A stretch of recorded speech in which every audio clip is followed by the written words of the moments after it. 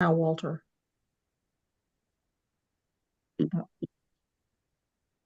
Okay. Webinar And streaming. now you're good. All right. Welcome everybody to our continuation of our budget. Due to the weather tonight and the forecast, it was decided that we would move to the Zoom platform for the safety of all council and staff. So the first thing I'll be looking for is the approval or any amendments to the agenda. Norva Mitchell approves the agenda. Wayne Green seconds it. Moved and seconded. All those in favor? Say aye. Aye. Aye. Contrary? Tom Gignac, I need you. Motion has passed. Mr. Chairman, just a note, I'm not sure that we're live streaming. I'm looking on the public website. Shirley, could you Check the YouTube page. It It's still- shows I'm only using one monitor, Tom. It's not carrying across. The to stream the- is live and I'm connecting to you. Okay. It says that it is streaming. Okay. All right, we'll continue on. Worst case scenario, it'll be posted after the meeting and it will be available for the public to view on YouTube.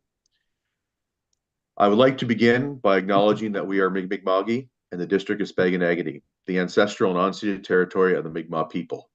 East Hants further acknowledges the 50 African Nova Scotia communities whose 400-year history have contributed to the province's culture, history, and legacies. We are all treaty people.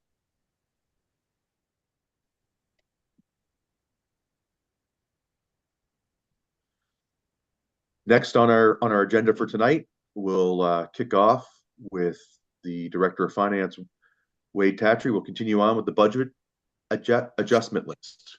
Go ahead, Wade. Thank you, Mr. Chair. So I'm going to share my screen so we can bring up that file. Just take a second here. Okay.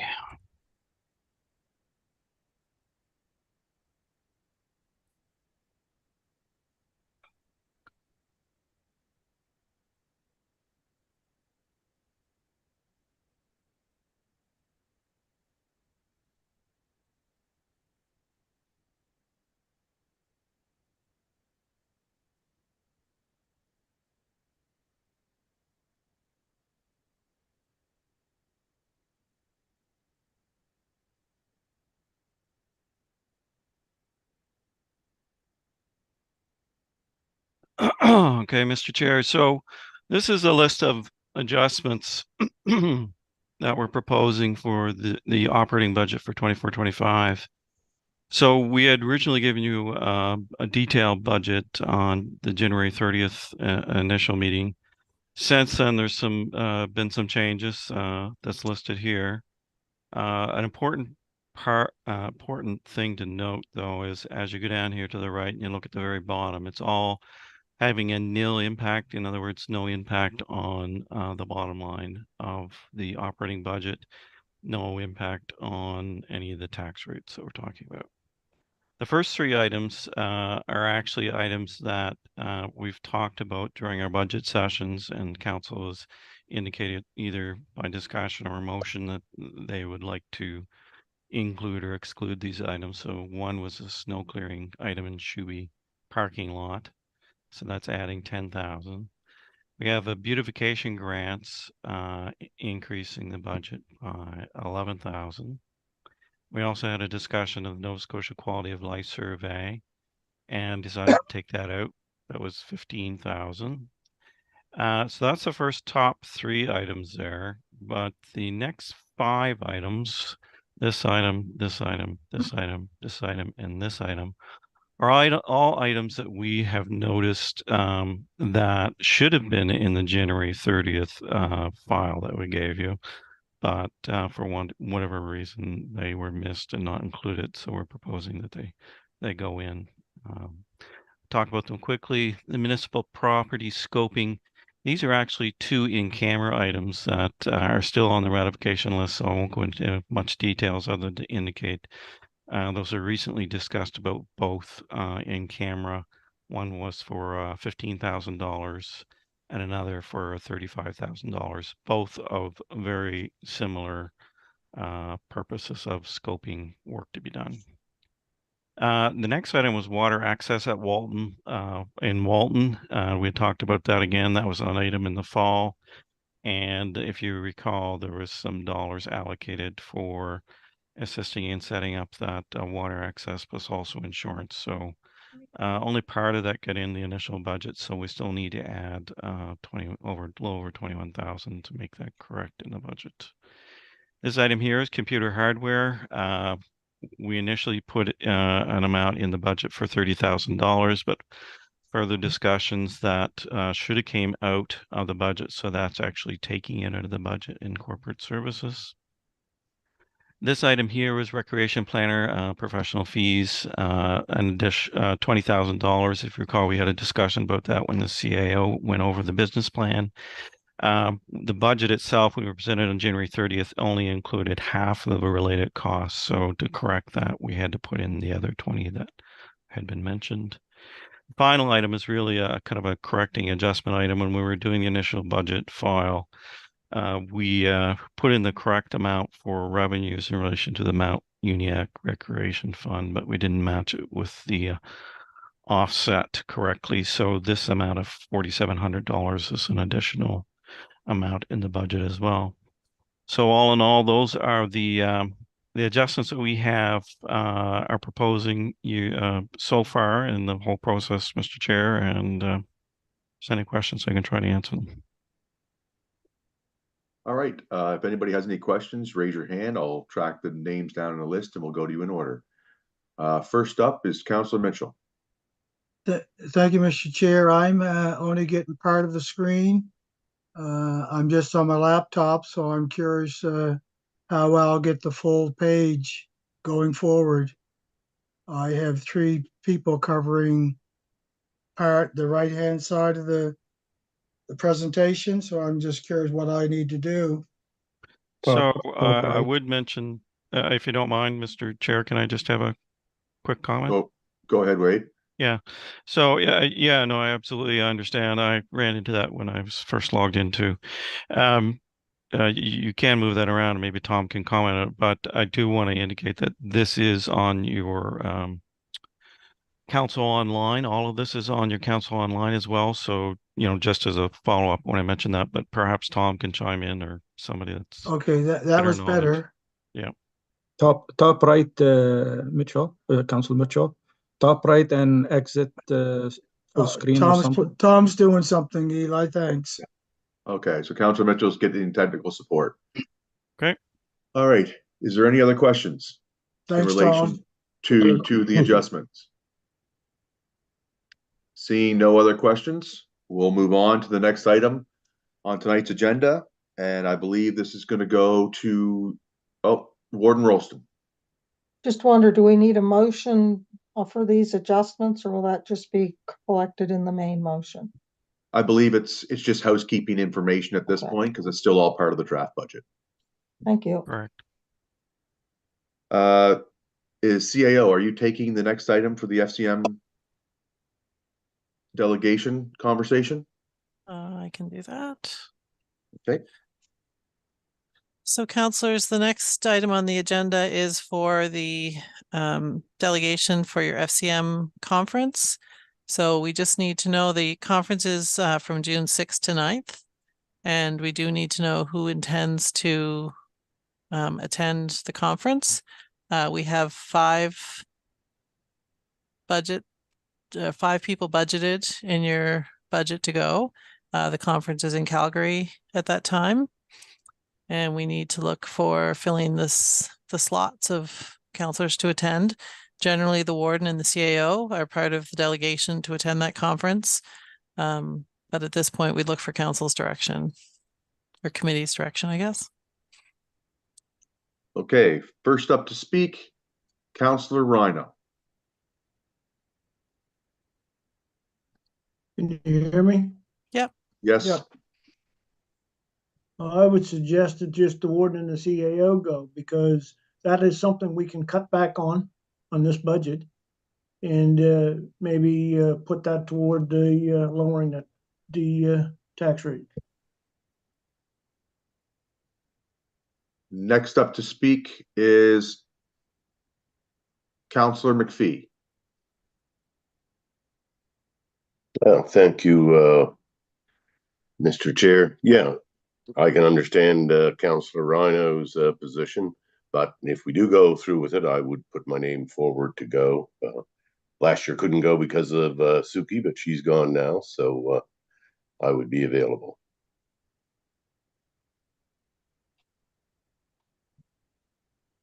Thank you, Counselor. Next up, Warden Rolston. Just from my perspective, I do think there's value in counselors attending these conferences. I really do. And especially if there are counselors interested who haven't attended before or haven't attended recently, there's value in everyone going. So it is in the budget as it stands now, and I would support leaving it there. Thank you. Thank you, Warden. Next up, Counselor Mitchell. Thank you, Mr. Chair. I'm putting my name forward to go. I think it's an opportunity to network and to encourage any business looking to come east to come to East Hants. And I push East Hants as much as I can when I'm out talking one-on-one to companies. Those are my comments. Thank you. Thank you, Counselor. Next up, CAO. Thank you, Mr. Chairman. Before Councillor Tingley was able to join the meeting virtually, and I know he can't communicate now for technical difficulties, he had also intended to put his name forward to attend the conference.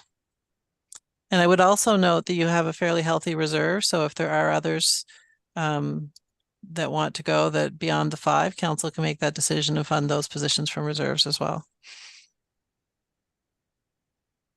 Thank you, CAO. Yeah, I myself have a big supporter of the FCM. Always found that it was a great thing to go to, and we'll put my name in the hat as well if there was space. If not, I'm okay. If there's no space, not attending this year.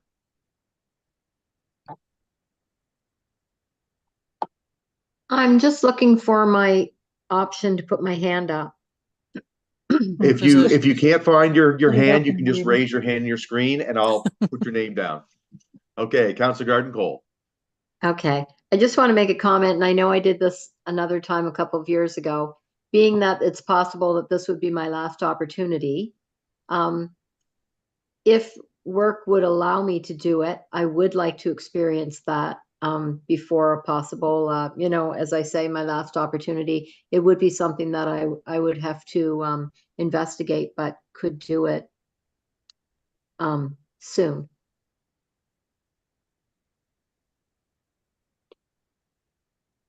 And I'm not sure where that puts us for numbers, but I just realized that it could be my only opportunity to do it. So How much time would you need to investigate this, Councillor? 2 weeks. 2 weeks? Would that be sufficient, or is that too much? Is that doable for a return time? For me? No, I'm For asking, staff? Registration. I'm asking for staff. If Shirley, I don't think that would be a problem. If it was a later registration, you just wouldn't get. You wouldn't get study tours. But that's. What is the deadline? So the registration's open today, and typically things book very quickly. Already some of the study tours are sold out, so there's a good chance even now we're not going to get some of the study tours. We did hold 5 hotel rooms based on the budget. If we have more than 5 needed, I can't guarantee we're going to get rooms in the same hotel, but we will do our best. Okay. Well, you know what? 2 weeks is really, it's either a yes or no question for me. I just kind of all of a sudden thought that this could be my last stab at taking advantage of something like that. So I guess I could find out, as I say, it would either be a yes or no. So I will look into it, but sooner than 2 weeks. Thanks. And through you, Mr. Chair, the amount in reserves is $44,000 for NSFM FCM Council And those are from conferences that weren't attended in prior years that has carried forward into reserve. And next up, Councillor Eisner. I'm not, wait a minute, I'm on mute. No, you're No, good. you're No, good. You're good. Oh, You're good, okay. Councillor. I would too go if there's room. I found that going to the local ones, there is a lot of information you can pick up. So it'd be nice to pick up some federal information also. Anyways, that's my thoughts on it. Councillor Musa. Thank you, Mr. Chair.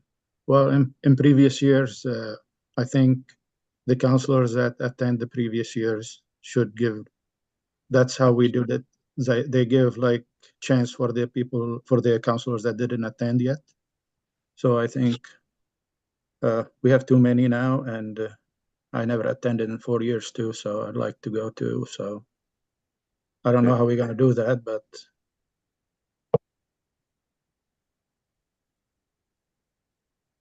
All right. Well, thank you. Well, I mean, it's easy for me. I'm taking my name out because that has always been the policy. Councillors who have not attended do get priority. Councillor Head. Thank you, Mr. Chair.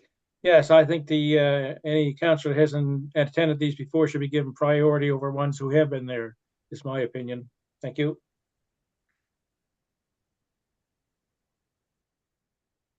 Councillor Mitchell. Yeah, it's just following up on some of the conversation. I think this could be the last opportunity for some of the council to network based on the elections coming forward. And since the budget is healthy, I think any council that's interested in going and spreading the good word of East Inch should have the opportunity to go. That's my feelings. Thank you, Councillor. And doesn't have to be the number.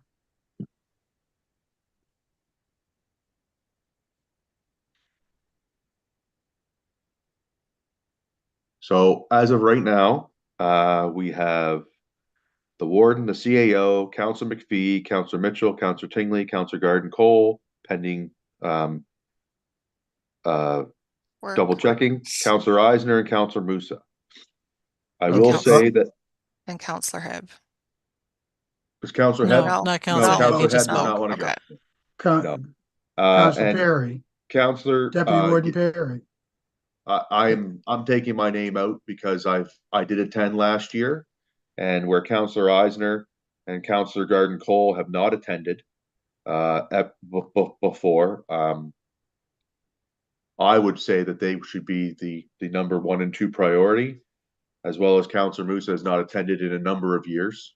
And Councillor McPhee has never attended before. So McPhee, Garden Cole, and Eisner would be the priority based upon our history of those who have never attended, and new councillors get the opportunity to go to FCM.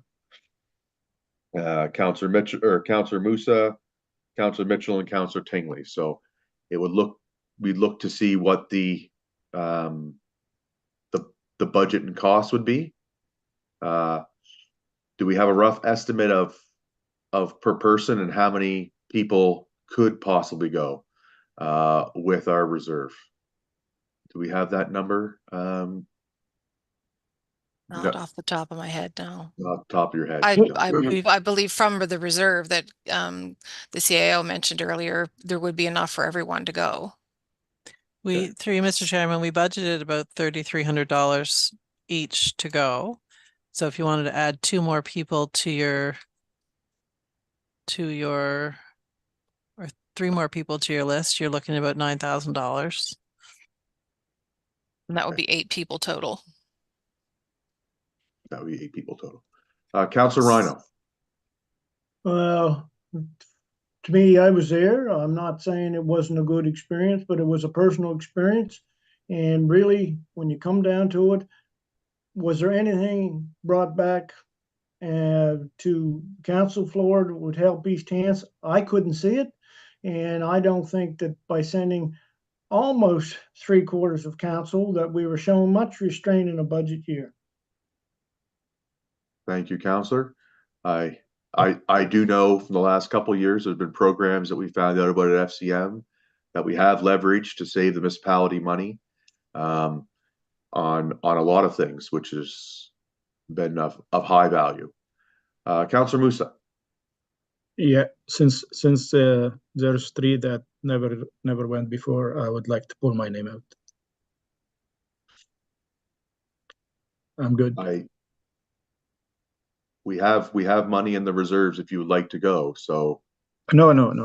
I if there was 4 and me maybe, but no, I wouldn't exercise more, put more money in the budget just to go. No, thank you. Okay. Warden Rolston. Well, the way we did it was enough. The way we arrived at 5, it's because the warden and the CAO go every year. And then by allowing 3 other counselors to go each year in a 4-year term, everyone had an opportunity to go at least once. But what happened this term with COVID and everything else, that did not work out. There was not opportunity to go other than online for a year or 2. And with COVID, there was significant concerns about flying and that even when they did go back to in-person meetings. And so it just happened that, generally speaking, when we did start, it was maybe the same people went more than new people. But I think because we didn't have a full complement, I don't even know if we had a full complement last year. We didn't. We were 1 short last year. So we haven't sent a full complement any year in this term. So I would ordinarily agree with the warden, the CAO, and 3 who had never been before being the ones. But I would certainly agree with anyone who had not been there in this term of council who wanted to go being added. And I could probably be persuaded, given that the money is there because we didn't attend because it wasn't possible to do so earlier in the term. I see this a little differently than if it was a normal council term with, in-person conferences every year that people had an opportunity to go to. So those are my comments. I think the money that's there in the budget is there because people were not able to travel in at least a couple of those years. So those are my comments. Okay. Okay. Keep your name in, Councillor Musa. Yes, she convinced me. Yeah, thank you. All right. So, the motion tonight would be that the delegation for FCM include the CAO, the warden, Councillor McPhee, Councillor Garden Cole, Councillor Eisner, Councillor Musa, Councillor Mitchell, and Councillor Tingley. Somebody willing to move that motion? I'll move the motion. Moved by Councillor Mitchell. Seconded by Councillor Green. All those in favor? Raise your hand. Aye. All those opposed? The ayes have it, with Councillor Hebb and Councillor Rhino voting nay. Thank you, Mr. Chairman. So next time we present the budget adjustment ideas, that money will be on the list with coming in from that NSFM FCM reserve. And Chair, we will try our best to get you hotels in the right place. So I would probably suggest ensuring that the first-time councillors are in with the CAO and warden in that booking, and the ones that have been there before who understand the process of an FCM will be on the other hotel. That would be the recommendation I would have.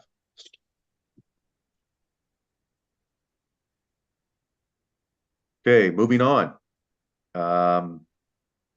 Who is going to start the next topic? CAO, yourself, or Director of Finance? The Director of Finance will start and I'll finish.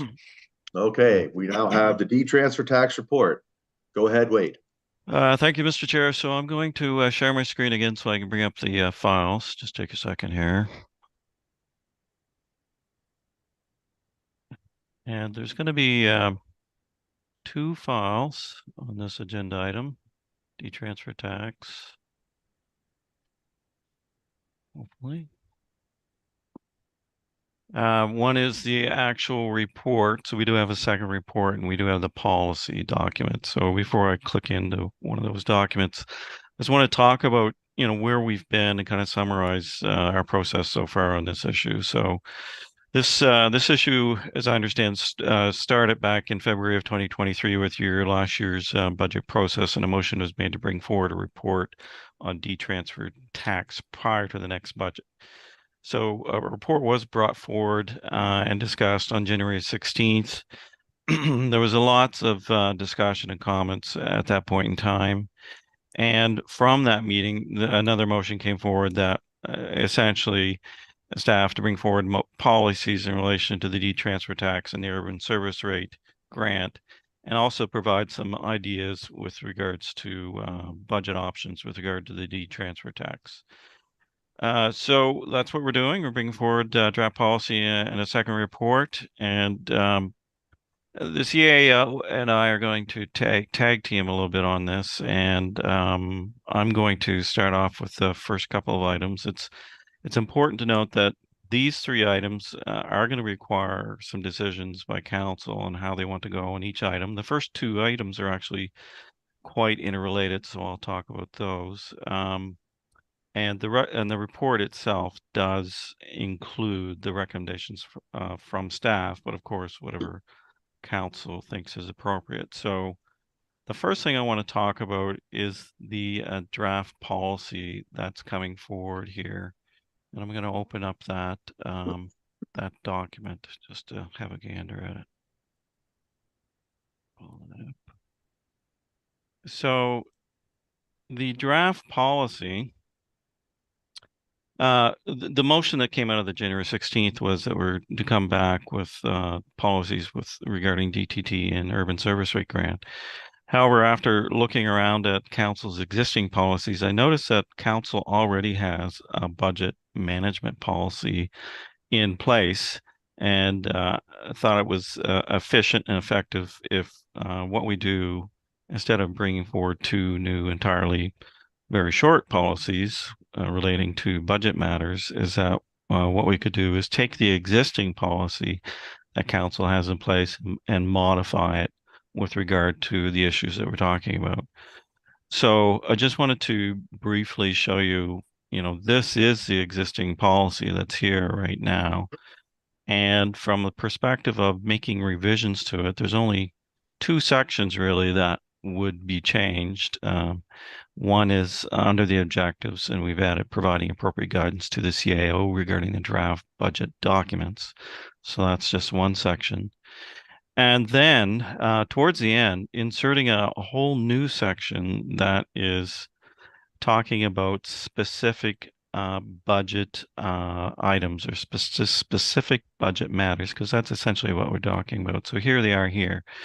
There's three sections, 10.1, 10.2, and 10.3. And those are the only changes to this existing budget document that we're proposing.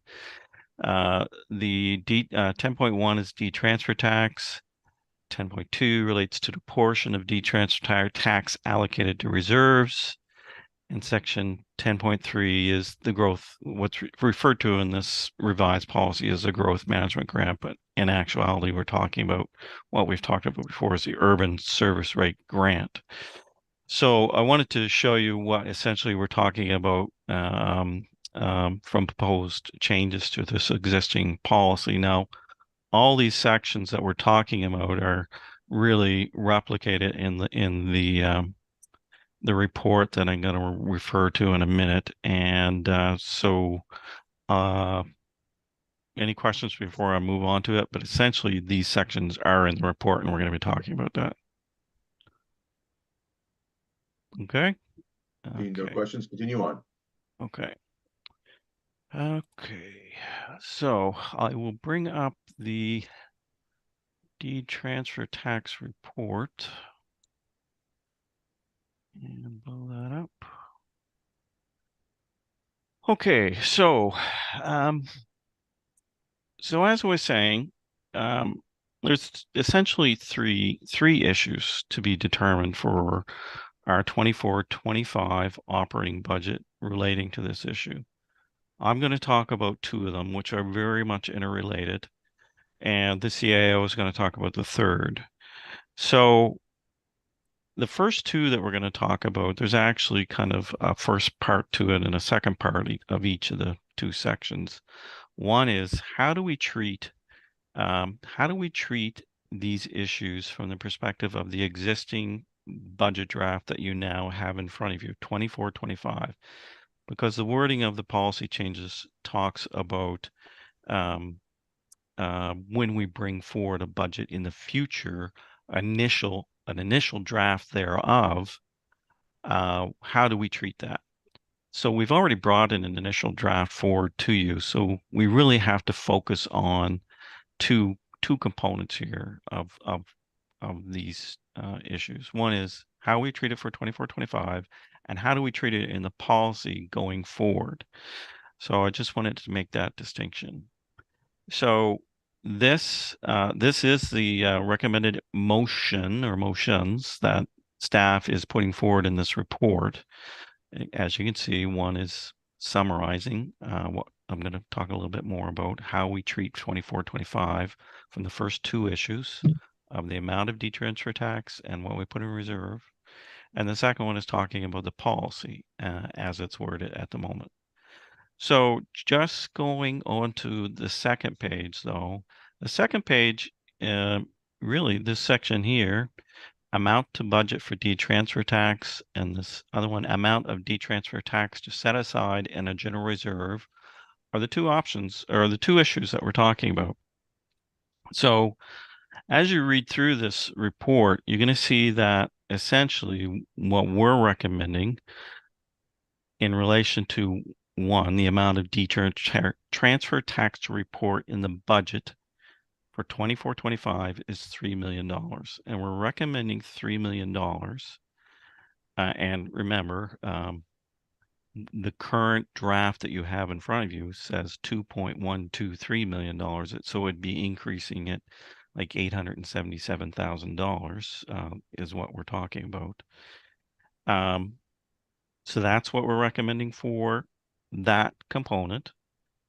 And the policy says on a go-forward basis after 24-25, when we bring forward an initial draft to you, the council, we will use a number of the past 3-year actuals, including the current projected to the end, of what the detransfer tax is of between 80 and 90%. So we can get much more closer to what we've actually seen in the past from the perspective of where the detransfer tax comes in. And remember, it's not a solid number. We never really know where it's going to go everywhere. So still using 80 to 90% of what we've seen in the past 3 years is still conservative, but it certainly gets us closer to where we feel we should be. And the actuals, when we do that for our current situation for 24-25, that 3-year number is actually just over 3.2 million. So we're getting pretty close. So that's the situation for the amount of detransfer tax to report in the budget. 24-25, we're making it go up to $3 million. And in the future, when we bring an initial draft, we would use 80 to 90% of the past 3 years actuals in the initial draft. And of course, council, when they finalize the budget, can use whatever number that they deem appropriate. But at least in the initial draft, you have a much closer number than what you've had in the past. So that's that subject. But remember, there's a second subject, and that's, you've heard from both the CAO and I'd like to reiterate it. We still feel strongly that if you're going to increase the amount of detransfer tax that you budget for, you should really strongly consider putting a portion of that away into a reserve. And I'll talk about two aspects of that. So what are we recommending? What are we recommending for 24-25? We're recommending 15% of the $3 million, which is $450,000. That's what we're recommending for the 24-25 year. And then the policy says the budget draft, excuse me, will be the amount of that goes into the reserve would be 15% of whatever number we use in the budget for the D-transfer tax. And that just happens to equate to be the exact same number what we're recommending for 24-25. Now, as to just some of the comments about those recommendations. So, you know, the benefits of these things that we're talking about is in relation to D-transfer tax and changing these assumptions is, you know, it's not nearly as conservative as we've been in the past. And you can use those dollars if you so wish to hopefully or perhaps decrease the general tax rate. It gives staff direction, you know, the policy itself gives staff direction in preparation of initial draft. It does leave some safety room in the budget in relation to the assumption of the transfer tax, because as I said, we're recommending $3 million this year, but in the past 3 years, it's been an average of 3.2. So there is still some room, safety room there. But another factor, remember, is there's still that D-transfer tax reserve that we have sitting there, around $289,000. And of course, just to reiterate, you know, that's just the assumption for the initial draft coming forward to council. And they can always change whatever they want to put in the final budget draft. And my last two comments on this area is related to setting money aside in the reserves. So while East Hants has over $40 million in reserves, they're in 4 different broad categories of reserves. And then in a lot of those 4 different reserves are broken down to a whole wide range of individual smaller reserves for specific natures and purposes. I think as we look forward, it's undoubtedly going to be full of financial challenges for the municipality. And I think it's really prudent to put some of this money away into a reserve and prepare for it. Now, the reserve that we've talked about and in the recommendation is a reserve called a Municipal Buildings and Property Reserve. And the description in the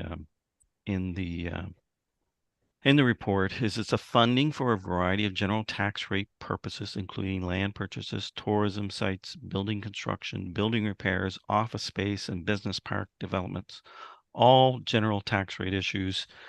And undoubtedly, in the years to follow, you're going to have significant expenditures in those areas. So, Mr. Chair, those are kind of my summary points in relation to this issue. Now, remember, there's 3 topics. I covered 2 topics. CAO will talk about the 3rd topic, but I thought perhaps this would be a good point to take questions and comments about the first 2 topics. All right. Thank you, Director. Looking for anybody who has questions on the first 2 topics about the creation of a D-transfer tax reserve labeled the Municipal Buildings and Property, as well as increasing the amount to $3 million from the $2.1 million. Anybody have any questions or comments? Start off with Warden Rolston. Yes, thank you. I think 3 million is a reasonable estimate to use based on the past few years and what we're seeing continue to happen in our area. And I certainly see the benefit of establishing a reserve should we have some unprecedented year or something when all of a sudden the revenue starts to dry up. So we've got something to kind of cushion the change over a year or 2. My question would be, by putting 15% into the reserve, it leaves 427,000, which would reduce the general tax rate by 1.7 cents. And I could probably do the math here, but it's too much jumping between screens on there to get the get the assessment and everything. But I'm wondering, what would it look like if we, what would the percentage be if we split it 50-50? You I'm mean, wondering if we could get to 2 cents per 100. Like if we say that 877,000 and you're going to put half in reserve, I guess we are splitting it 50-50, so to speak. But I guess I'm just wondering, what would it look like to get that to 2 cents instead of 1.7 cents? yeah.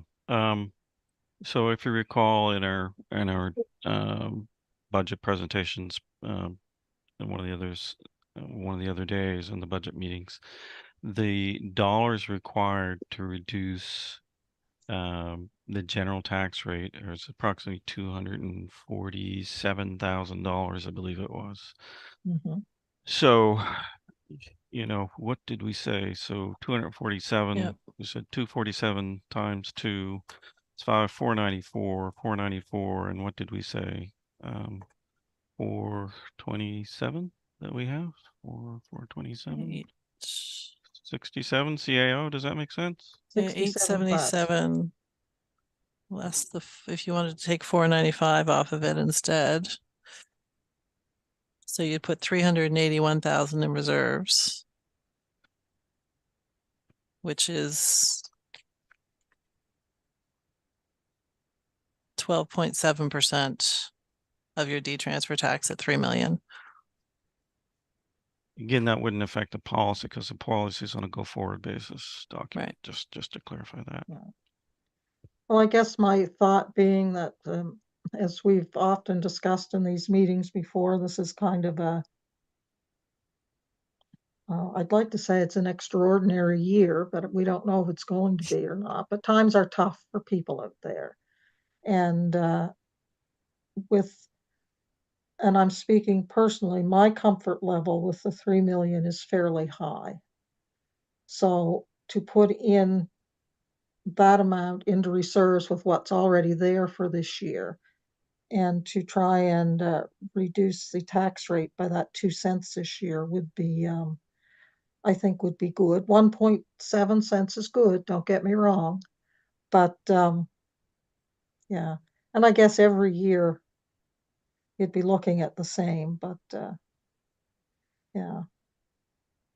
Well, this is through you, Mr. Chairman, this is really your only opportunity to make unless things go really crazy, to make a dramatic impact on your general tax rate going forward. So once you reduce that, you would assume that money is always going to be reducing your general tax rate by that amount. So with the amount going to the urban service rate or whatever, how was that number calculated? I think that's the next presentation. That's the next Warren. section. The next section. Yeah. So we'll get to that. And I know there's going to be Okay. some discussion on that topic. Okay. Well, those are just my thoughts, something to think about and it's a hard balance between reserves and what we need today, I know. Councilor McPhee next. Thank you, Chairperson.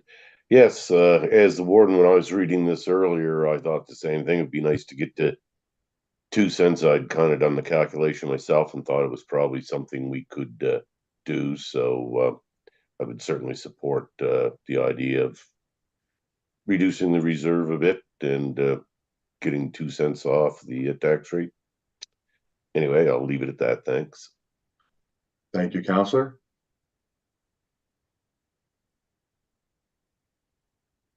All right, seeing nobody left to speak, there's been some talk on changing that number in the budget. Would anybody like to put forward a motion?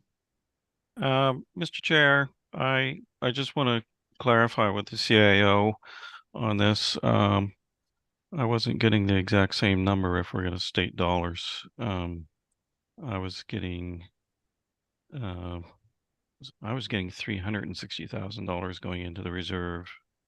Maybe we can confer to make sure we've got the right numbers.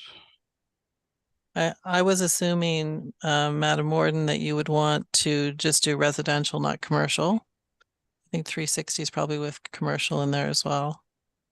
maybe. Yeah. I think you used 495 and I had the same number as Wade did, 360, but I was using 494.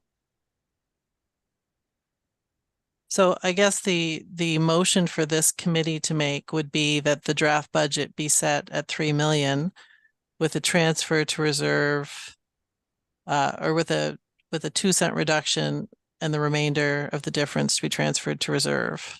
And then we can figure out the math. That works, yeah. Okay, Councillor Musa. Thank you, Mr. Chair. Can we postpone the motion till we discuss the other item because it might affect this one too? That's true. Okay, can we just have that that possible motion recorded? So this way here at the end, it can be brought forward as a possible motion. Yep. Thank you. All right, moving on. I guess this is where the CAO takes over. Yep. So I think instead of messing up everybody's screens with a stop share and a share again, I'll just get Wade to follow along as I go through on my own copy. Sure. So as you all know, the initial budget and the budgets for years have included a $400,000 transfer from the general tax rate, and it was always referred to as the D-transfer tax grant, because initially it was tied to the D-transfer tax, and it has long since been detached from that, but we still refer to it as the D-transfer tax grant. So that grant was put in place years ago to recognize that the corridor area, specifically the serviced area in the corridor, had significant cost of development and maintenance, which led to the growth of the corridor, contributed to that and enabled it. But at the same time, those residents who have been here for years pay for or contribute towards that growth. So in January, we met, we had a report, and there was lots of comments that came forward from council members at that meeting. Talking about the history of the urban service rate grant, how it arose. Some councillors commented on the appropriate or the inappropriateness of showing it by regional groupings. And lots of discussion on the allocation and on the payments that people need to make if they live off sewer and water services as well. So those were all considerations as we move forward with this report. As we prepared the report, there are all kinds of different options that you could look at to deal with this grant that's given. And no matter how you slice and dice it, for me, it always came back to the same thing, is that, and this is a principle by which we make our recommendation. And council, I understand there's lots of different factors to consider. But when we go through all of the different recommendations I'm about to talk about, what it always comes back to for me is that this policy really reflects the fact that the folks in that urban service core pay for development that is not related to their own housing development. So they pay for the growth in the core of the system. And although there are lots of places that are growing in East Hants and that are contributing to that growth, and you see those in the charts that we have here, Table 1 and Table 2. So Table 1 is the assessment growth by area for this year that we're in for 2024. So you can see that the folks in the corridor in the urban service area contributed $95 million towards our growth this year. Folks just outside of that area, but also in the corridor, contributed 53 million, the rural folks 36 million, and Uniac 60 million. So everybody is contributing growth. The difference is that if you live in Mount Uniac, for example, or in Rawdon or Maitland or anywhere else, and you build a house in a subdivision, all of the costs pertaining to that growth are limited to the people who are benefiting from it. In the corridor, it's a little bit different because the systems don't stand alone. They require a lot of infrastructure behind them for those developers and those new people who are buying those homes to actually be able to connect their homes to that service area. They have no choice. So the urban service area grant that's been given over the years is a reflection of all of the debt charges that those folks on the urban service area have to pay to contribute to that capacity building and growth that the system has to have to put them on the system, to put them on the growth, to contribute to that general tax rate. So the argument is true. Everyone is contributing to that general tax rate growth, and you can see it in that table. The urban service area is contributing, but it's coming at a cost to everybody in that area, not just to the people who are buying the houses and paying for their septics and paying for their wells and paying for the roads through their developers and through their land costs. So no matter how I looked at this, it really always came back to that. You know, the urban area is a significant contributor towards the general tax rate revenue. You can see in table 2, you've got $10 million of the 25 million comes just from those serviced homes. So, you know, they contribute to that growth of that general tax rate quite significantly. And I don't think that can be underestimated when we look at the costs that they require to put out in order to get that growth. So we talk about, you know, the location. Mount Uniacke and the corridor are very similar in location to the city. You know, one's going one way, one's going the other. But by design, the urban area, starting back in the 1970s, has been the area that's been serviced, and there's really no choice to that. The folks in that urban serviced area do not have a choice but to pay that rate and to pay towards the contributions in the urban service rate towards reserves that have to go to sewer, water, and other infrastructure, and the debt charges. So those are the two things that other people who are also experiencing growth don't have. The people in the urban service rate and others have also been contributing towards things like the Sportsplex area rate, sidewalks and all of those things. And they get to enjoy the benefit of those sidewalks, there's no question. But those types of amenities have always been the types of things that drive that growth. And would we have as many people living in the corridor as we do now had we not built $11 million worth of sidewalks? Probably not, because it builds good community. And those folks on that urban service area are the one, or service rate, are the ones who are paying for those. Now, again, I understand there's lots of other expenses that get paid for by other areas, but generally those are tied to the people who are building the houses or building the subdivisions and not spread out over that other community. So we looked at 4 different options for the urban service rate grant that you can consider this evening. The first one is to basically status quo. So we're looking at what's in the draft budget, $444,000, and then every year thereafter increasing that by CPI.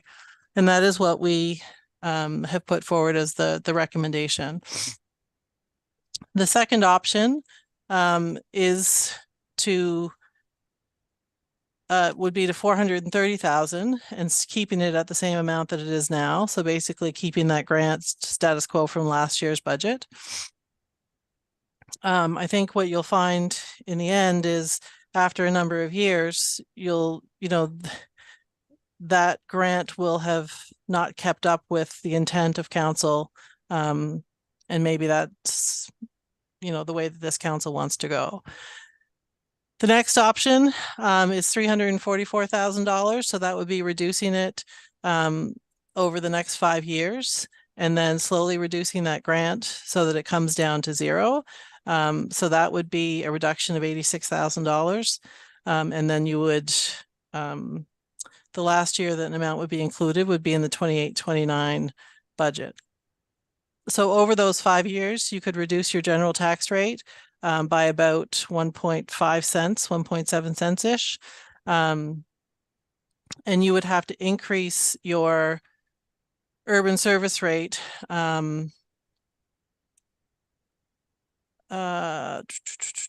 sorry.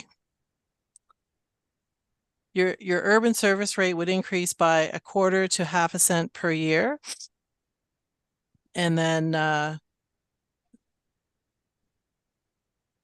keeping in mind that the urban service rate payers this year are already expecting a 1.5 cent increase to have to deal with the growth of their budgets, the expenses. And the same people that we're talking about are on the water utility, and their water utility is, you'll see this evening, is experiencing significant deficits, and we know we have to go for a rate review in the next year, and they will see what could be significant increases in their water rates over the next several years. The fourth option is to put $0 in the budget this year. Of course, this wouldn't be a recommendation that we would support. And sorry, I should go back. The urban service rate in option 3 would go up by 1 cent per year on the rate. And those folks that are outside of the area that contribute to the urban service rate, so folks in districts 1, 2, 3, 4, and 7, they would see the 1/4 or 1/2 cent per year. So overall, if you went to a $0 in this year budget for detransfer tax, the folks who pay the urban service rate would see 5 cents on their rate increase for this year. They're already experiencing a 1.5 cent increase or the equivalent on the wastewater management fee. And the folks outside of the urban service rate who contribute to it would have to increase by 1 cent or 2. And then the overall general tax rate would reduce by 1.7 cents this coming year. So that would be very dramatic. I don't think council's ever done that type of elimination of a rate or change in a rate. When we do something like that, it's generally a gradual implementation. But I think the message there is 5 cents on that small area rate. It kind of is indicative of the small area that is contributing towards that urban service rate. So the recommendation is that recognizing the continued growth of the urban areas of East Hants supports the overall financial health of the entire municipality. Council should continue to provide an annual growth management grant to the serviced areas of the municipality to support the need for infrastructure that drives growth in the urban area, and that grant should increase by CPI every year. You'll notice the change in description. We've referred to it here and in the policy as a growth management grant. And I think that better reflects the intent of what the council of the day intended that grant to do. And Mr. Chairman, that's the recommendation. I know there's going to be lots of different comments and different philosophies shared. But as Wade and I sat down and tried to slice it and dice it in several different ways, it always came back to the fact that those folks in the urban service area are paying significantly more taxes overall based on their assessment and just the fact that they pay those area rates. And those area rates on those higher assessed homes are significant, and not all of them are related to services that those taxpayers get directly. Okay, thank you, Mr. Chairman, CAO. that's the report, and I will turn it over to you. Okay, thank you. Starting my list, first up to speak, Councilor Rhino. Well, let's get a couple things straight. Why there is water and sewer is to put more homes closer together in a smaller area. That's the basis of it, because if we didn't have it, they would have to have more land to have it. So that's the basis of water and sewer. I was been around here when they went to a 3-tiered tax system. It was not pretty, was not a comfortable council to sit on. It was very divided. And, the rural people just felt like they were treated as second or third class citizens. It wasn't, like I said, it wasn't a very happy time. So when we moved away from that and we looked for something else, I guess we realized that, you know, there is growth in that area, and we come up with this to give so much to the urban service rate, and that would forego a three-tiered tax system, and that's how we went. And you know, everyone realizes that that quarter area has 100 series of highways and is growing as it is right now. Actually, I don't agree with one of those options, which would be to phase it out, because I think then we'd be putting on other councils, like we went through, and they could possibly bring a division in council again. So for that, and the other recommendation, I know that if we phased it out too, there would be a bunch of former councillors turning over in their graves.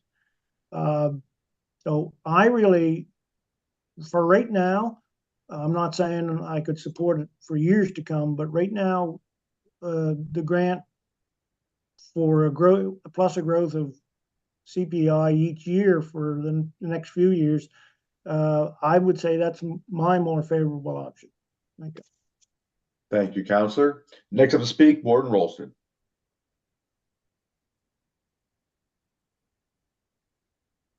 Thank you. Hey, just a couple of questions. So this actually puts into policy that this money given to the urban service rate is in no way related to deed transfer tax. Is that correct? That would be the recommendation. I It, have it a bit hasn't of been tied, it hasn't been tied to deed transfer tax since we stopped the 40% of $1 million. Well, I guess I did not realize that somehow, and in my mind, it has always been tied to deed transfer tax, with the understanding that if we've entered a time recently of unprecedented growth, but if we ever entered a time of unprecedented stagnancy or whatever, with very little deed transfer tax, I would not want to be tied to giving that amount of money plus CPI to the urban service rate, when it would have to come right off the general tax rate being raised. If you get my drift, that would concern me. So I do have some concerns with it being completely disassociated from the urban service rate. Whether that's been practice or not, this would put it into policy. I was here at the time too, and what Councillor Rhino said is absolutely correct. And I would certainly not support eliminating the grant. And I wouldn't support phasing the grant out. Growing by CPI each year, I'd like to see some type of a cap on that, or to be reviewed or something. And what happens if instead of growing by CPI, what happens if it reduces? Would that reduce the amount? So just some concerns like that. And I understand everything the CAO has said, but we have to understand too that the folks who are paying this were involved, or perhaps not them, but the folks who lived in that area at the time were involved in the decisions that were made to bring water and sewer to the area, and benefited from those decisions and those investments. Land became much more valuable after water and sewer went through, and you know, you could get off your piece of land in Elmsdale or Enfield, you know, the more lots you could get, the more valuable your property became. And also, I understand the higher assessments in those areas. And that's absolutely right, because they're assessed higher. Folks do certainly end up paying more for their services. But many, many people, their home is their retirement investment. And those folks are getting a much higher return on their retirement investment than in other areas of the municipality. And so also we know that the current service area is a very rapidly growing area. And I just wonder, when we look at all these numbers, have we taken into account how much the assessment is going to increase in those areas over the next number of years. And it would be great if you could read the tea leaves and know the answers to everything today. But similar to Councillor Rhino, I don't support phasing the grant out. I am concerned about there being no fallback should we suddenly reduce the amount of deed transfer tax we're bringing in and it start to impact the general tax rate. I would not want to be tied to have to give an increase of CPI to the urban service rate in a year when deed transfer tax was not enough to cushion the general tax rate, and that we would have to raise the general tax rate for everyone in order to make that payment to the urban service rate. I would not want to do that. So I don't know, just exactly how you do it, but I understand that the ongoing costs of increasing water, increasing sewer, increasing sidewalks, all those things are very real. But there's still a benefit reaped by having those types of services. And I'm sure that there are a lot of folks in the rural area, if they could get the same type of services for the same types of dollars, they'd be all over it like a dirty shirt. But we don't have the density, and probably will never have the density to do that in most of the rural areas because we are too far from the highway, and that's just the way it rolls. So be interested in the discussion. Certainly would not support eliminating the transfer to the urban service rate, but kind of do have those other concerns with it being completely disassociated with the deed transfer tax, and that could potentially mean raising the general tax rate in order to support a grant to the urban service rate in the future, and that would concern me. Thank you. Thank you, Warden. Next up to speak, Councillor McPhee. Thank you, Chairperson. Yes, I'm not just question the clarification for me on option 3 here. Not that I'm supporting option 3, but I'm just not sure here. I think I understand. It says the cost to the USR, the urban service rate payer in the service area, approximately 1 cent per year on the rate. And so for District 4, that would include everybody that's, I assume, that's on the water and sewer now. Yeah. Is that correct? And then the rest of it, when it says districts 1, 2, 3, 4, 5, 7 are 4, that would be people such as myself, because we do pay to the Right. So there's areas that pay 2 to 4 cents. Those would have to go up by a quarter or half a cent per year. So instead of paying 2 or 4 cents, you might, by the end of the year or the 5 years, you'd be paying, 3.5 to 5.5 cents. So I guess since we aren't servicing it, how can we pay that extra? Well, through you, Mr. Chairman, the philosophy behind those who contribute outside of the actual serviced area is for the sidewalks and the streetlights, because the areas that are used by those residents have sidewalks and streetlights for sort of the going to town elements of, when these rates were set up. And they were set up based on the district of Shubenacadie 2 rate reviews ago. And they've continued to be sort of that peripheral area of Shubenacadie. Okay, yeah. So, yeah, I just wanted to be sure that I understood how that whole rate service rate worked. And yeah, when it does mention here that rate over 5 years would reduce by approximately 1.7, is that per year or? No, that's overall. The whole total for 5 years. That's the whole total. So we say approximately 1.7 cents because by the time year 5 hits, your 1 cent raises is going to be a lot different than 247,000. Yeah. Okay, thank you. That's great. Thank you, Councillor McPhee. Next up, Councillor Garden Cole.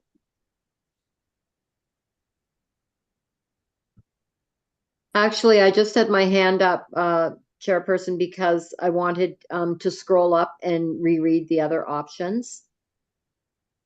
And that happened since I put my hand up.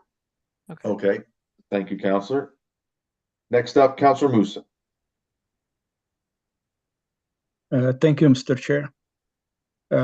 Question to, I don't know if anybody can answer it. Is there any other municipality that does that? Grant? Through you, I can't speak specifically to another municipality who does exactly this, but there's certainly lots of municipalities who have contributions to different areas for different reasons. You know, for 59 or 50 municipalities, there's 50 different tax structures. So each, you know, towns are fairly simple because everybody pays everything in a town. But when you get into rural municipalities, everybody has different structures that have different, you know, same as us. We have different little quirks in our system and different grants that get paid. You know, people hold their fire departments completely different than we do. So there's lots of those types of things in regional and rural municipalities. How about Halifax? You know, if Halifax paid or do it or not? I don't know about Halifax. They have a lot of rural area. Okay, so. I don't know how they do their capital work for their systems. I know they have urban rates and suburban rates and whatnot, but I'm not sure exactly what flows into those rates. Okay.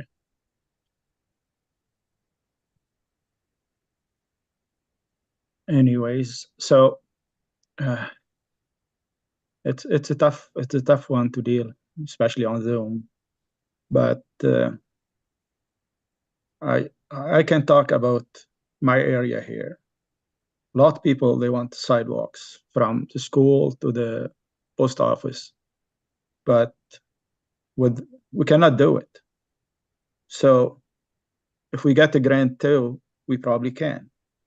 Same is probably another area, same thing too. So I know some places they want sidewalk, but they cannot afford it, and they don't have the privilege for a grant like this one.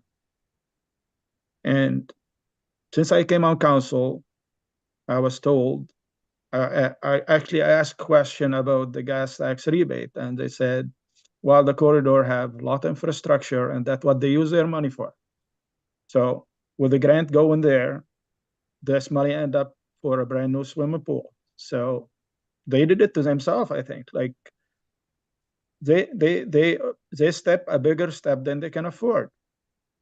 So for me, for a home here in Mount Uniacke that is built for $700,000 and pay taxes on $700 and doesn't get any benefit from anything, like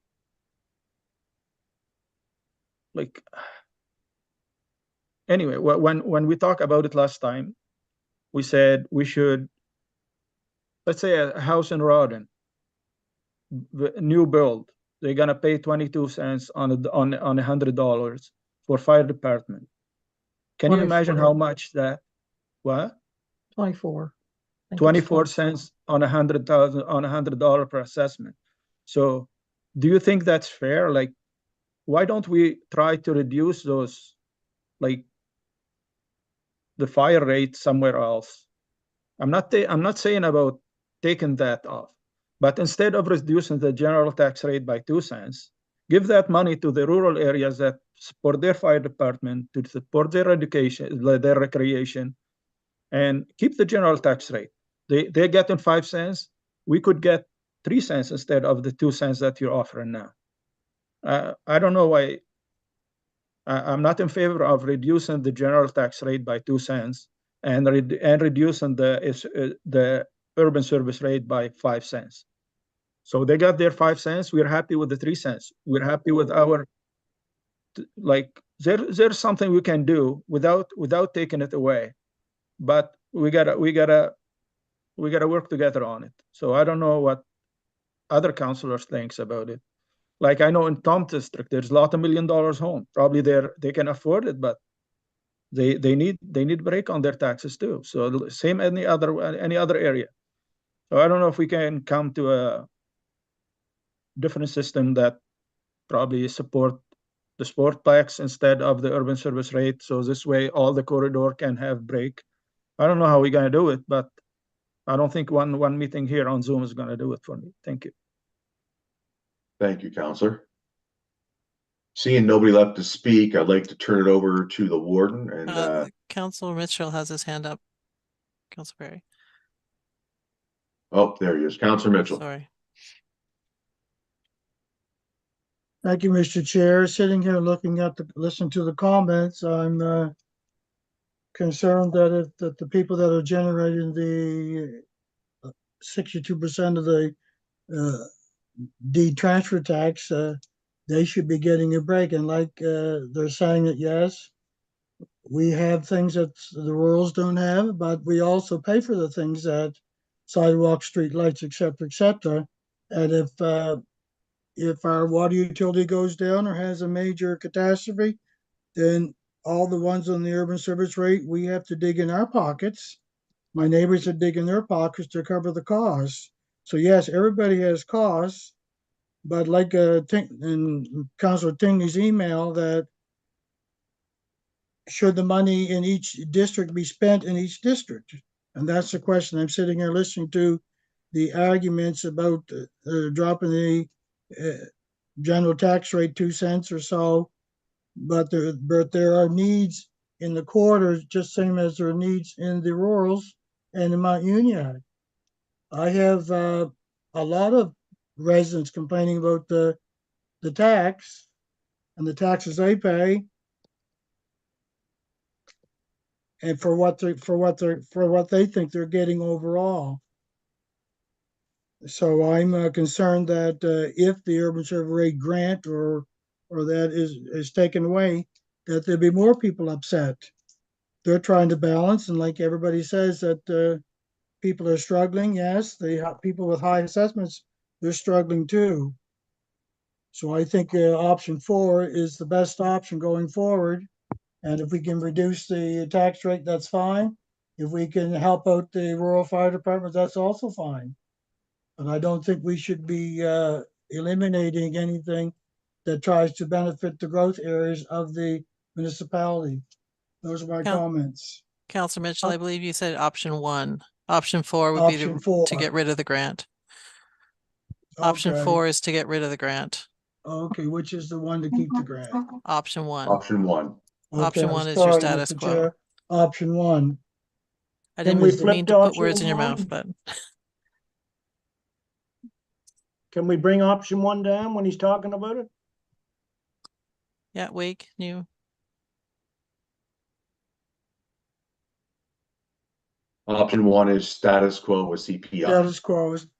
Status quo is what I'm proposing. Is that it, Counselor Mitchell? That's all. Thank you.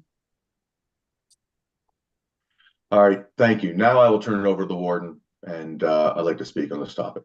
Okay, and once you've spoken, I see we do have something from Council Tingley in the chat function, so go ahead, Okay. Councilor Perry. I just have one question. What's the current urban service rate? I believe it's 6.5 cents. The current urban service rate, to get that actual number, you need to look at the Milford urban service rate, because they're the ones who don't pay so, or the waste management fee, because we also have the user pay system for the waste management fee that's not included in that rate.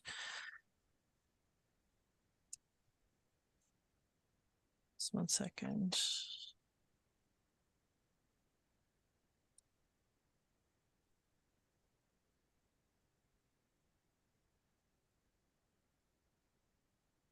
$0.27.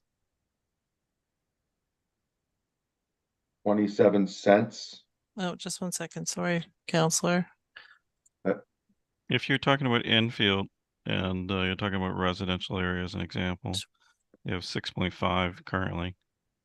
Okay. Those people also pay the wastewater management fee. So yeah, I'm just talking urban service rate because the wastewater management fee is completely separate.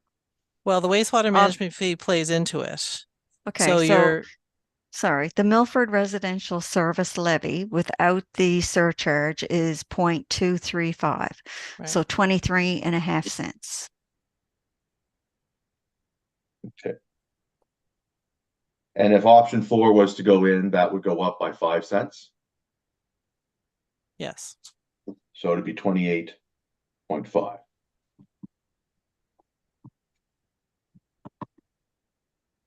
Yes. Okay, sorry, I just gonna.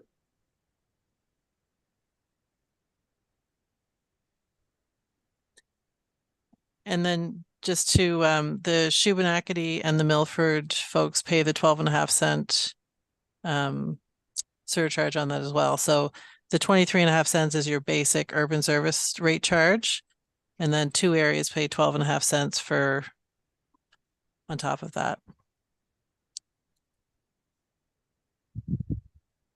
Because I'm just trying to look at things because when I look at subsidizing an area, basically whether it's deed transfer tax or not, people talk about the number 63%. Well, it's 6 out of 11 districts. It's almost 58% of the municipality. The number of households in that area is almost 60%. When you look at the percentage of revenue per district, you divide the 63 by 6, it's 10.5%. You divide Mount Uniac's 21 by 2, it's 10.5%. So they're contributing the revenue at the exact same portion and not receiving an extra subsidized benefit. At the 28.5 cents with no grant, the cost of installing a septic system is roughly $25,000. That's not maintenance or pumping it every 2 years, just the install. It would cover almost 22 years of the urban service rate to get to that cost alone at 28.5 cents.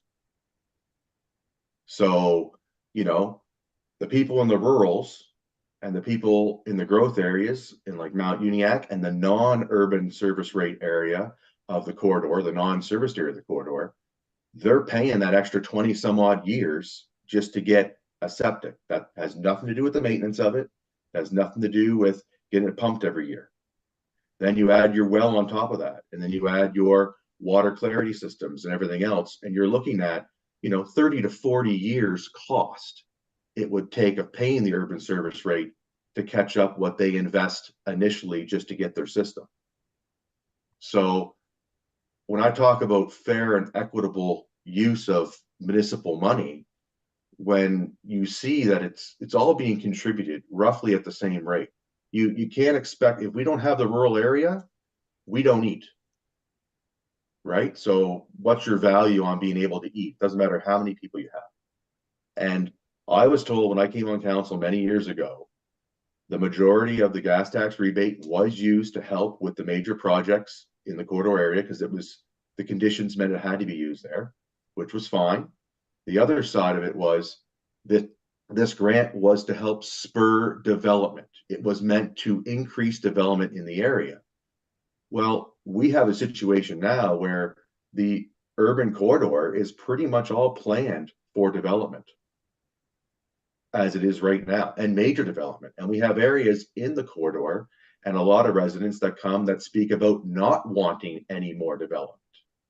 So I believe the initial use of this that started many years ago, it achieved its desired result of spurring development in the area. And if we look at the number of units that are coming online and the assessment that's going to drive, like it was said before, were those numbers forecasted in to understanding what the rate's going to be in the next number of years? You get a major business that comes in, you know, valued at $20 million or more, right?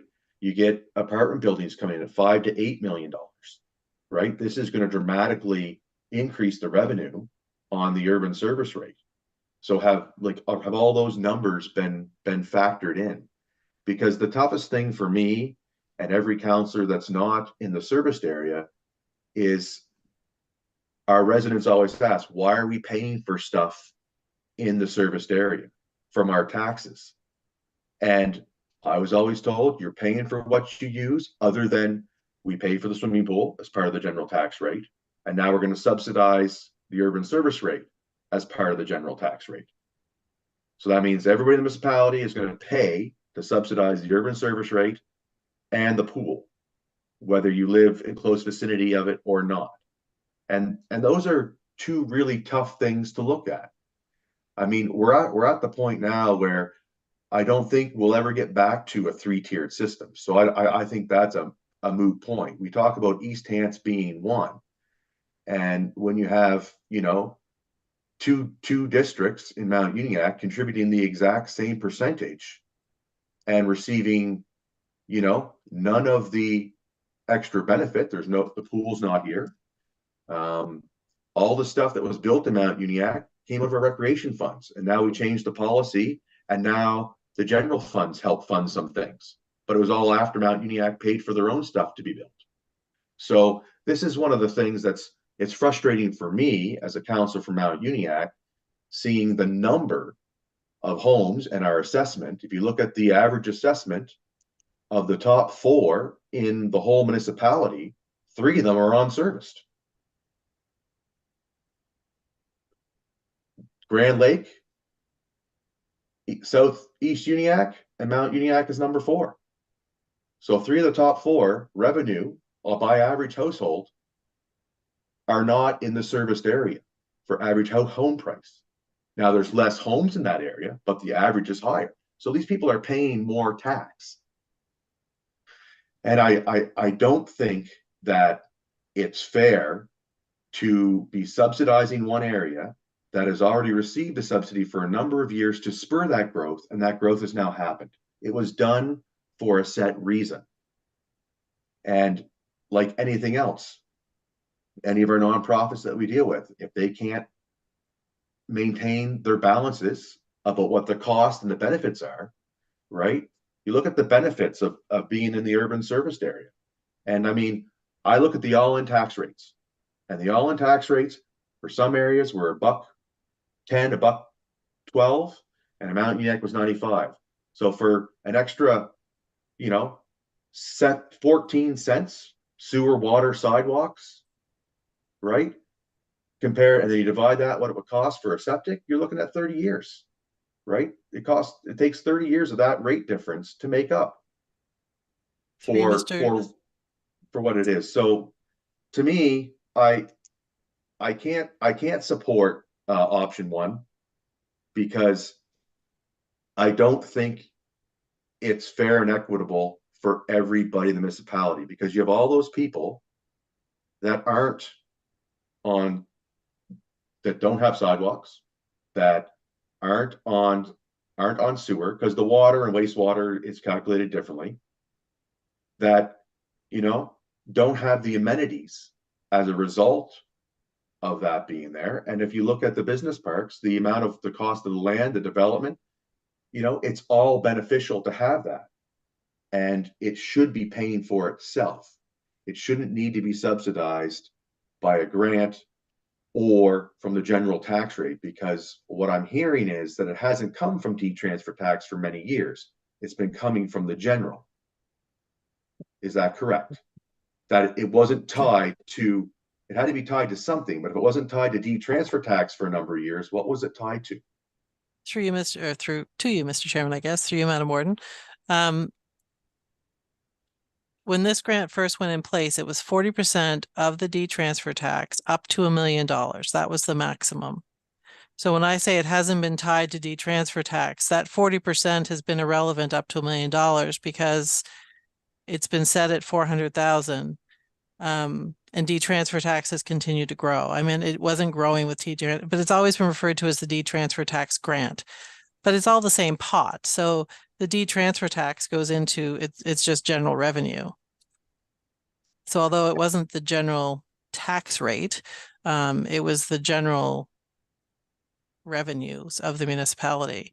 And I guess just a couple of points for clarification. So the all-in tax rates don't include the wastewater management fee, which is significant for folks in the urban service rate. that's a bill that they get on their water utility, and it gets transferred back to the urban service rate. So although their rate might only be 12 or 14 cents higher depending on where they live, their tax burden is quite a bit more than that based on their water usage. Again, council moved to that user pay system, but that is in lieu of the tax rate.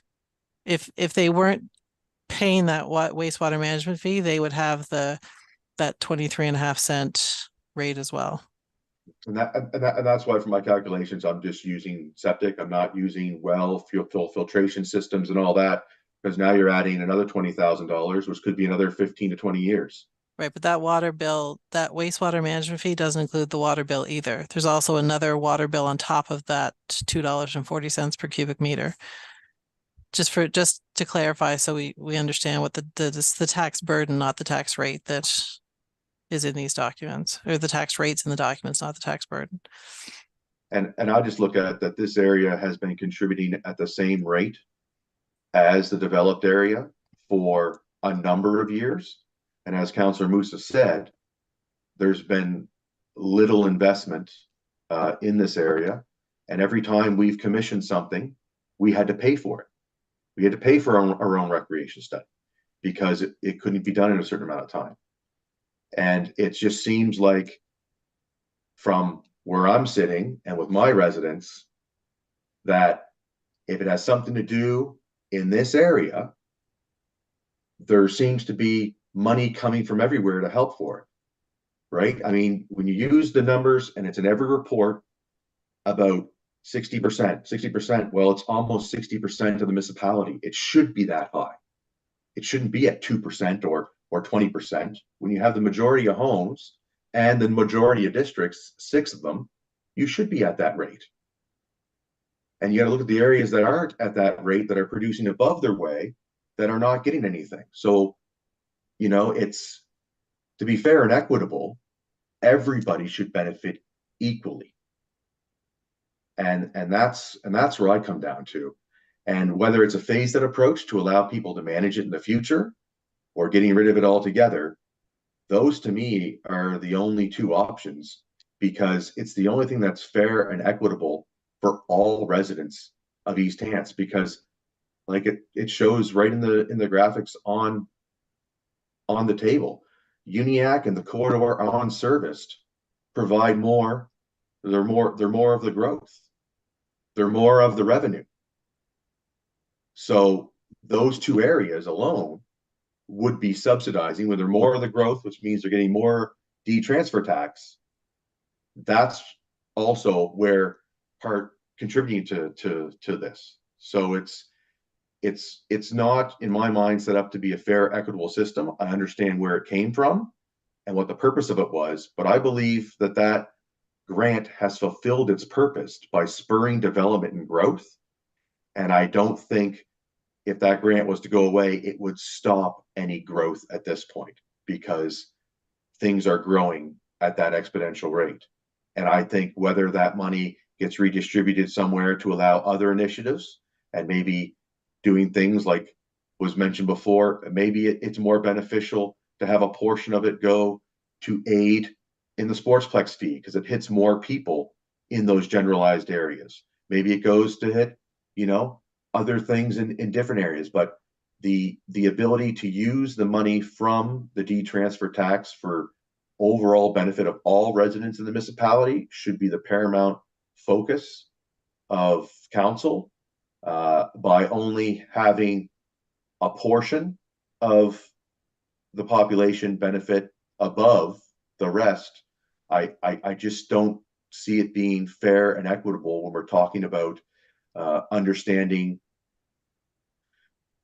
the burden that it puts on everybody. Because when you talk about people in the rural area, they got to drive a lot more places to get a lot more stuff, right? Fuel costs are up. Those don't go into our calculations, but they're there for the household, right? You need to replace your septic. You need to get your septic pumped. All those costs are there, but they don't have that in different areas. So to me, it's something that has never stuck well with me, and it's something that my residents don't agree with. Councilor Musa hit it on the head. You know, we have people, $700-800 million homes here, just like all other areas. There's $1 million homes in a row. There's $1 million homes in almost every district or more. But what are the benefits are they getting when they're contributing, you know, that much taxes? And then, you know, the homes are changing hands in the growth area, and the benefits don't seem to be divided equally among all the areas based on the growth. And that's just my comments for now. Thank you. Thank you, Counselor. I will turn the chair back over to you, and I see Counselor Musa, but Counselor Tingley is on the chat group if someone could. Madam Warden, Counselor Tingley has put in 2 comments, and I can read them to you now if you like. Mr. Chairman, is that how you'd like to go? Yes, you can read the comment. As Counselor Tingley says, I'm not in favor of a 3-tier system. The urban help keep the general tax down for all. We need to build this reserve. Option 1 is the right thing to do. And he followed with a comment that said, no other area is subsidizing the urban area. It's the other way around, and it should be based on our tax system. And it should be based on our tax system. Those are his comments. Yes. Yes. I know Counselor Musa's hand up. I see Counselor Rhinos. Was there anybody else? Because when I was talking, I wasn't following the hands going up. So we'll start with Counselor Musa. Thank you, Mr. Chair. Just a small comment, since Councillor Tingley said nobody's subsidizing the urban service area. If you look at the numbers from Mount Union, I think we're the highest in the whole municipality right now. 27% of the growth and 20% of the general tax rate. 21% of the general tax rate.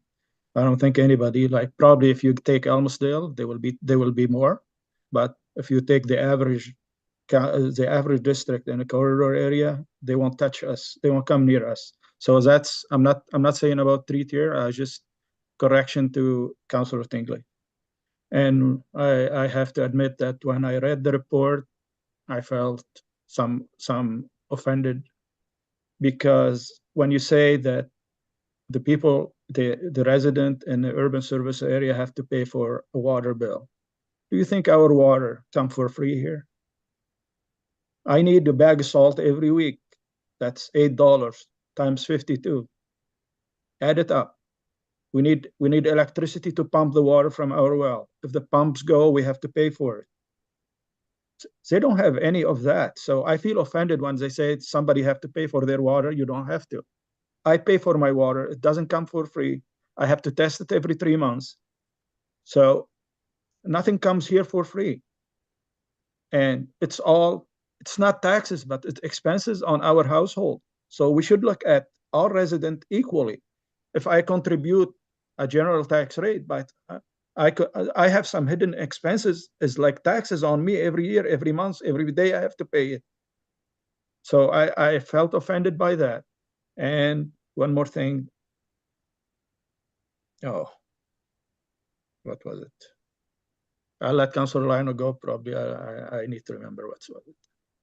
Okay, Counselor. Counselor Rhino. Yeah, thank you, Mr. Chair. Look, you bring up a lot of good points, you know, really good, and brings another perspective to this, both you and Councillor Musa. And I'll commend you for that. But you also said you don't think it'll ever go back to a 3-tiered system again. Well, I was on council and I never thought it would go there in the first place, and it did. And this was part of the past, that we come out of this 3-tier system, and we did grant this. And I find history tends to repeat itself in some form. Some may take longer than others, but history does take place. You know, we as a council right now get along fairly well.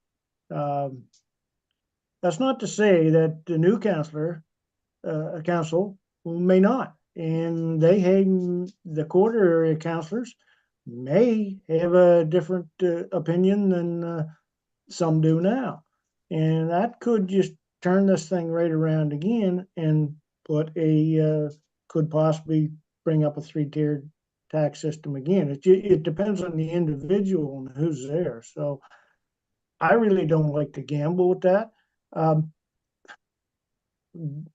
I said, like, when I first started, I talked about that option one with CPI for now, and my for now was somewhere around the same idea as Ward and Rolston had, that, you know, if we go with that, I think there should be some kind of, you know, a cap discussed or a review, if this goes to policy, have some kind of review on a year, some kind of years, with some years attached to it for that policy, so timeframe. So,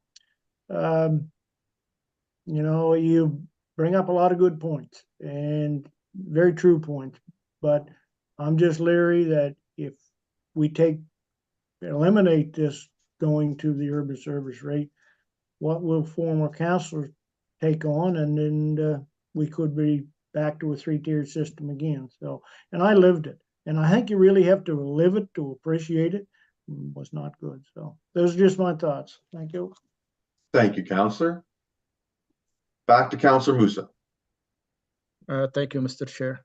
The other thing I read in the report and I didn't like, it said all the growth in the urban service area comes with a cost, but we have some area in a municipality that have a lot of growth without any costs. So if we have a lot of growth without any cost, don't you think we can use some money to make that growth happen sooner? We don't need any facility to do here to accommodate that growth. Like, at least put it in there that we should look at Mount Uniacke as a growing area that needs something and they cannot afford it by themselves. Like, there's a lot of stuff we need here, but either we don't have staff time or either we don't have enough money for it. So if you have an area that is growing that fast without any investment, you shouldn't be turn a blind eye on it and not look at it. You should say, okay, we have some good area that bring in a lot of money. Since if we were still in 2012 when the Mount Uniacke assessment was 200 million or 280 million, I can agree. But we more than double in those years, and we need to look at that area for some recreation, for some grants, for something to be able to afford or to be able to give back those people who are moving here, to be able to keep them here. We have a lot of people that move from here because they have to travel at least half an hour for hockey. Your people don't have to. I have so many residents, they move to Windsor or to move to Sackville because they could not. They're both working and they could, if they have the money, they don't have the time to drive their kids every day. So I think we should be, I don't want to take it away. Like, the 400,000 could stay, but instead of decreasing the general tax rate, we should be looking at granting the other areas with similar money. So like we did with the road gap, like we did with everything, keep that, but don't touch the general tax rate this way, but give the others their rights. Come with a report that give the option that split up the fortune. Thank you. Thank you, Councillor. Is there anybody else that I've missed? I haven't seen any other hands.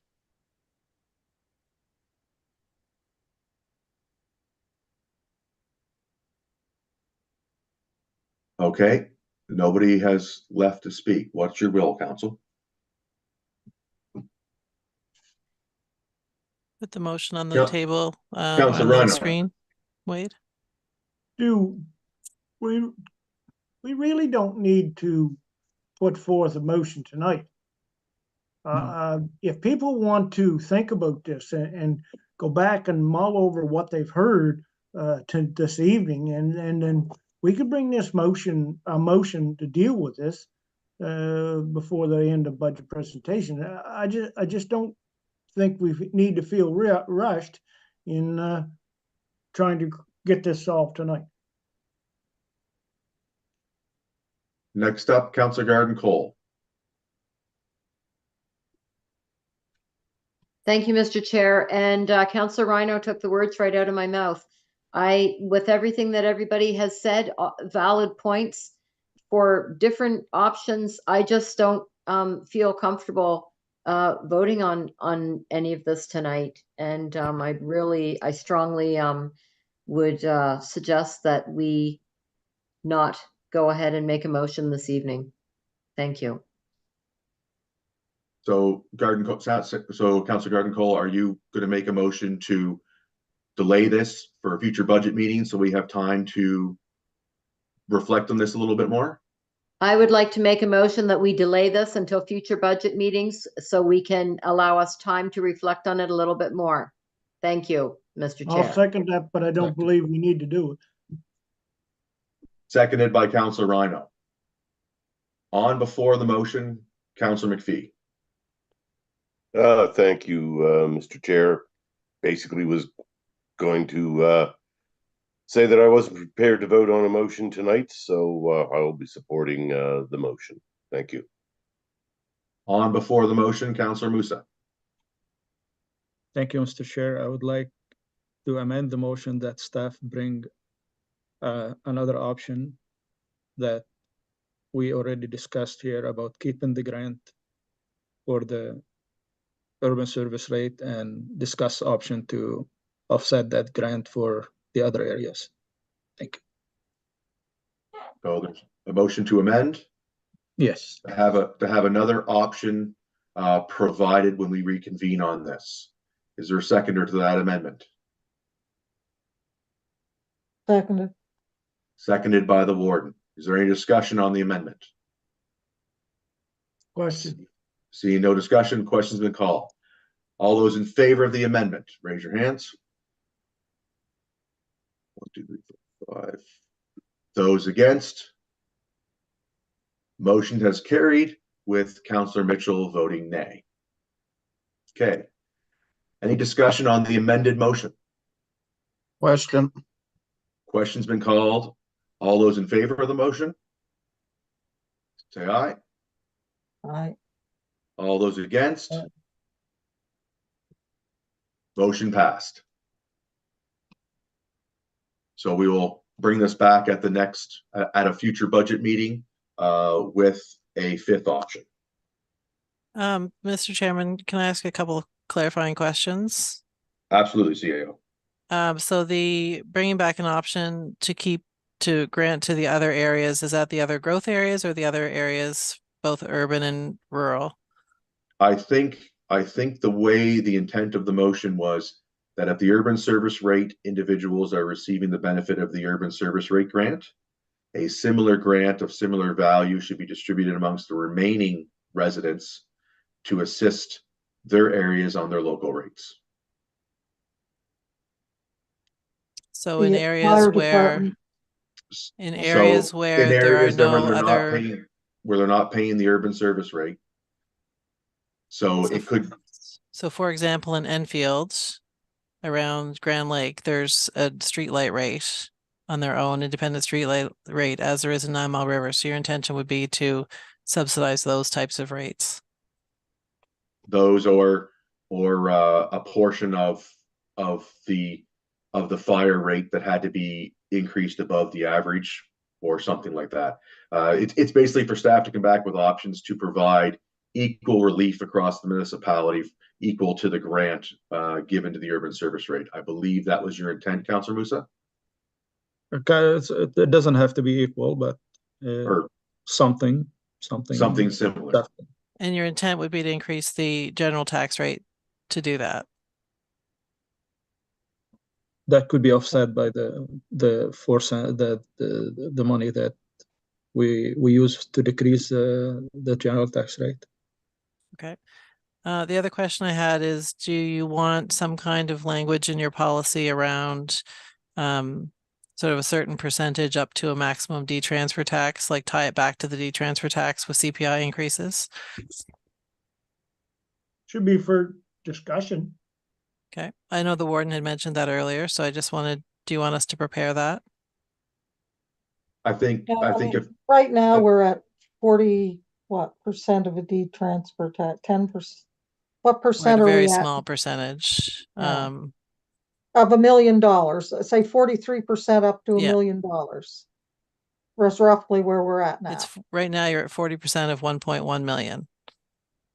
So that Okay. those two grew by CPI each year, you could protect that. Yeah. Okay. Something along those lines, because like I said, I just don't want to be in a position of having to raise the general tax rate to give that grant, to increase that grant. So I have a question before we go. Councilor Russo? So that grant go to the commercial businesses too, or just residential? Through the commercial businesses also pay the urban service rate, so it goes down. It would be lower because of that. So it covered the businesses, the commercial and residential. Yes. We haven't been increasing the commercial rates in the corridor just because their tax burden is significant. So I understand. No, I'm just asking like who benefits from it that. mostly impacts the residential folks on the urban service rate. But indirectly, the commercial pay into the pot of money that it takes to run the system, so they are impacted. So they benefit, they all benefit, all the people paying for the urban service rate benefit. Yes. Like including business. Okay, that's all my Yeah. Okay. Is there any more clarification needed, CAO? I don't think so. Thank you. Okay. All right, council. Well, we've reached the time of adjournment. For tonight, it's now 9:01 according to my clock. So I'll be looking for a motion to adjourn budget to reconvene on Thursday night. Move to adjourn. Councilor Second. Green, Seconded. moved and seconded. All those in favor? all right. Contrary? Motion's passed. We are reconvened, or we are adjourned to reconvene